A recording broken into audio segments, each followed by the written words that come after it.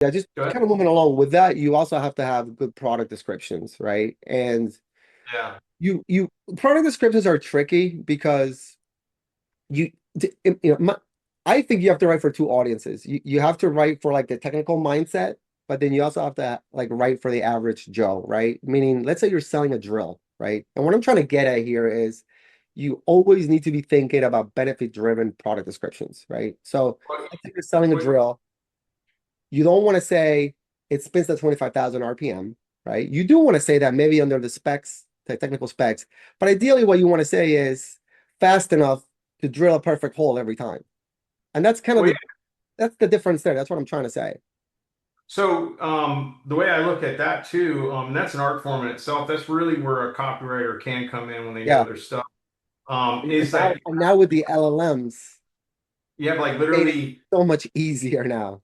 well, you have the analytical buyer, the impulse buyer.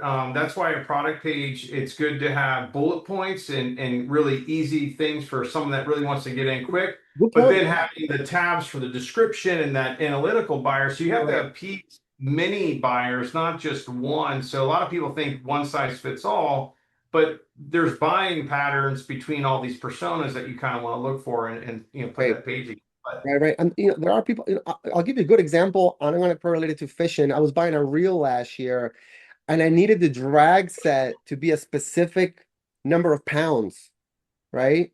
And that's not in your short or long description. That's in the technical trying document. too What's that? hard. You're trying too hard. They're Just trying too find. hard, right? Yeah, yeah. No, I wasn't Hey, trying too hard. I'm trying to master planer fishing, and you need I like it though. Yeah, yeah, yeah. No, I you love need it. you need a reel that can handle it, right? You can't just put any reel on there. So You know what's annoying is every reel where it has the little line. When you fish, it shows you how much line you're letting out. yeah, They're all different. One is 50 yards. yeah, One is like 50 feet. I'm like, yeah, can't you guys just universally make yeah. it so Well, you I know? yes, yeah, I see what you're saying. Also, it depends what kind of line you have on, whether it's braid, mono. Yeah, Because yeah. it's different widths, and even within mono, you have different widths for the same pound test. They're all there's no standard there either.